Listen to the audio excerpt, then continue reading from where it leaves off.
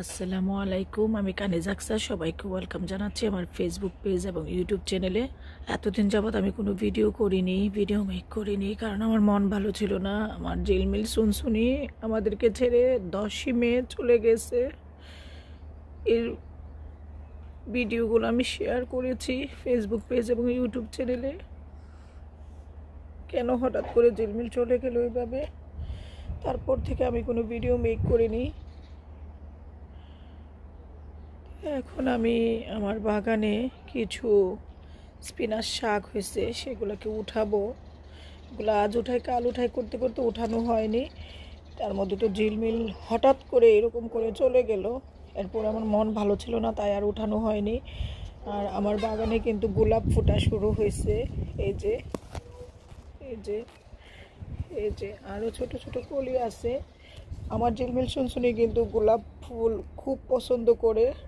ওর আমরা super market থেকে, মানে ওদের পেট শপ থেকে কিনে খাওয়াইতাম। আর যখন আমার বাগানে ফুটতো, বাগান থেকে তুলে নিয়ে খাওয়াইতাম। আমার সুনসুনিরে আমি যখন ফুলটা ফুটে ঝরে যাওয়ার আরও 4-5 দিন আগে ফ্রেশ থাকতে আমি নিয়ে খাওয়াই ফেলতাম, কারণ ও পছন্দ করে। তাই যখন থেকে আমার বাগানে গোলাপ হয় আমি একটু কম কিনি, আদারওয়াইজ ফ্রেন্ডদের বাসা থেকে ওকে গোলাপ ফুল দিত, ও যেহেতু পছন্দ করে। তাই এখন এই বছর বাগানে ফুল হইলে আমি কাকে খাওয়াবো? আমার শুনশুনি তো নাই। যাই হোক, আল্লাহ ওকে নিয়ে গেছে। ওরও তো হয়তো আমার কাছে এতটুকুই হায়াত ছিল। এই বছর ঝিলমিল শুনশুনি থাকা অবস্থায় আমার বাগানে কোনো ফুল হয় নাই। অন্য ইয়ার তো এমন সময় আমার বাগানে ফুল থাকে, বিকজ আমি কিন্তু ফুল গাছ এরকম এই বছর আছে আগেরগুলাই যত্ন না করার কারণে ফুল হয়নি। যেটা হয়েছে সেটা টুকটাক একটু যত্ন করার কারণেই হয়েছে ফুলগুলা। আর এটা লাস্ট ইয়ারেরই স্পিনাচ ছিল, সেই স্পিনাচটাই এখন আমি উঠিয়ে নিব। এই যে ফুলগুলো আমার শুনশুনি খুব পছন্দ করতো, তো এখন আমি স্পিনাচগুলো উঠাই নেই। কয়েক জায়গায় আছে, এগুলো উঠাই নেই। এই যে এখানেও আছে। ওই যে বললাম না আমি কোনো কিছু এবছর সবজির চারা করিনি।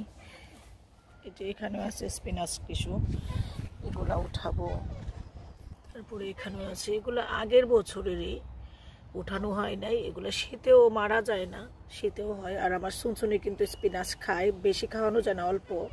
এই যে এখানেও আছে, মানে কচি দেখে, একদম আগা থেকে কচি দেখে 1টা কি 2টা পাতা, বেশি পাতা না, এরকম কচি কচি দেখে 1টা কি 2টা পাতা খেত। বাট এই বছর আমি স্পিনাচ শাক ওকে খাওয়াই নাই। আর এখানের স্পিনাচ শাকগুলো অনেক বড় হয়েছে।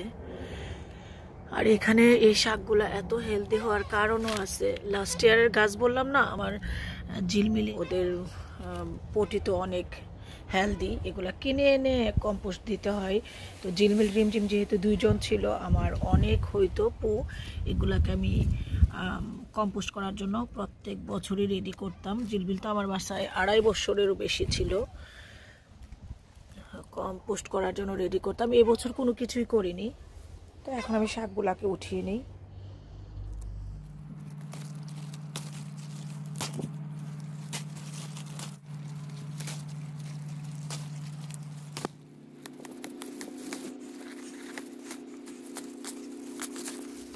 এগুলা নিব না, এগুলা স্লাগ খেয়ে ফেলছে, দ্যাটস ওয়াই এগুলো নিব না। এগুলোকে কেটে সার করে ফেলবো। এই যে আর দেখুন কি বড় বড় পাতা। এটা কিন্তু স্পিনাচ না, এটা আরেক ধরনের শাক। এই শাকটা আবার আমার আম্মা খুব পছন্দ করতো। এইটা, তারপরে এটা, এই 2টা এক জাতের। বাট আমার আম্মা এগুলা খুব পছন্দ করতো, এই শাকগুলা। আমার পছন্দ না বিশেষ করে। আর আমার ঝিলমিল শুনশুনি চলে যাওয়ার পরে আমি একটু অসুস্থ হয়ে পড়ছি ওর জন্য। ওর কথা সারাক্ষণ মনে পড়ে। ও তো আমার সাথে অনেক, এটা বলে বোঝাতে পারবো না।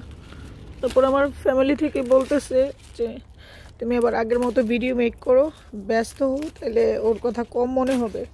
ওর কথা তো কম মনে হবে না, ও আমার ভিতরে। শাক গাছ রয়ে গিয়েছে, তারপরে এই যে এখানেও রয়ে গিয়েছে, তারপরে এই যে এখানেও রয়ে গিয়েছে শাক, তারপরে এখানেও রয়ে গিয়েছে। এখানেও কিন্তু অনেক পাতা রয়ে গিয়েছে, আমি সব উঠাই নাই, অনেক হয়ে গিয়েছে। তিনটা শাক গাছের পাতা, এই দেখুন কি হয়েছে, আর পাতাগুলা কি বিশাল সাইজ। আর পোকা খাওয়া পাতা তো আমি নেইনি, সব ফ্রেশ পাতা, একটা পোকা খাওয়া পাতাও আমি নেইনি। আমি নিজেও পোকা খাওয়া পাতা খাই না, আর আমার ঝিলমিল সুনসুনির তো খাওয়ানোর প্রশ্নই আসে না। তার মধ্যেও ডক্টর বলছে ওর মুখে আলসার হয়েছে, গা হয়েছে। আমি ওকে গ্রিন গ্রাস গার্ডেন থেকে একদম আগার কচি পাতাগুলা সিজার দিয়ে কেটে কেটে খাওয়াইতাম, তারপরেও আমার সুনসুনির মুখে আলসার হইলো এই 2 দিনেই। তো ডক্টর বললো যে এরা এতই সেন্সিটিভ, অন্য অন্য অ্যানিমেল থেকে ওরা বেশি সেন্সিটিভ, ওদের খুব দ্রুত মানে সিক হয়ে যায়, আর ওদেরকে ফাইন্ড আউট করাটা অনেক ডিফিকাল্ট হয়ে যায়, বুঝতে পারাটা। যাই হোক, হয়তো আমার ঝিলমিল সুনসুনি আমার জন্য এই কয়দিনের জন্যই ছিল, বাট এই কয়দিন হইলেও ও আমার কলিজা, ও আমার জান। সবাই দোয়া করবেন আমি যেন ঝিলমিলকে আস্তে আস্তে ভুলতে পারি। ভুলতে তো পারবো না, ওর কথা একটু কম মনে হয়। আর আমার রিমঝিম সুনসুনিও একদম স্তব্ধ হয়ে গেছে, ওর আপিকে ফিল করে, আপিকে খুঁজে। তো ঠিক আছে, ওই ঝিলমিলের কথা বললে অন্যমনস্ক হয়ে যায় না। এখন আমি সবগুলো শাক উঠিয়ে নিছি, অনেক শাক হয়ে গেছে, এত শাক খাওয়া হবে না। তো এখন আমি শাকগুলোকে বাসায় নিয়ে ধুয়ে ভালো করে পরিষ্কার করে তারপর কেটে নিব। আর আপনারাও কিন্তু চাইলে আপনাদের বাগানে এরকম করে করতে পারেন, যারা বাংলাদেশ থেকে দেখছেন আর কি, তারা এরকম করতে পারেন ছাদ বাগান, তাহলে কিন্তু নিজের বাগানের ফ্রেশ সবজি খেতে পারবেন। আর আমার পাতাগুলো দেখুন কি, আর এই যে বললাম না এই পাতাটা আমি পছন্দ করি না, স্পিনাচ যেটা সেটা আমরা খাই, এই যে এগুলা খাই, আমি খাই আর কি, বাট আমার বাসার অন্যরাও এগুলা খায়, বাট আমার খুব পছন্দ ছিল এই স্পিনাচটা। এটা স্পিনাচ না, এটার নাম আরেকটা আছে, আমি ভুলে গেছি নামটা।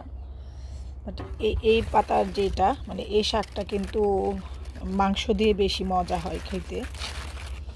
ঠিক আছে, আমি বাসার ভিতরে নিয়ে গিয়ে শাকগুলা বেছে নেই, তারপরে আবার দেখাচ্ছি কিভাবে রান্না করব। আমি ছোট চিংড়ি মাছকে, বাগদা চিংড়িকে ছোট ছোট করে কেটে তারপরে এটা রসুন দিয়ে ভাজি করব। ঠিক আছে, করার সময় আবার দেখাবো।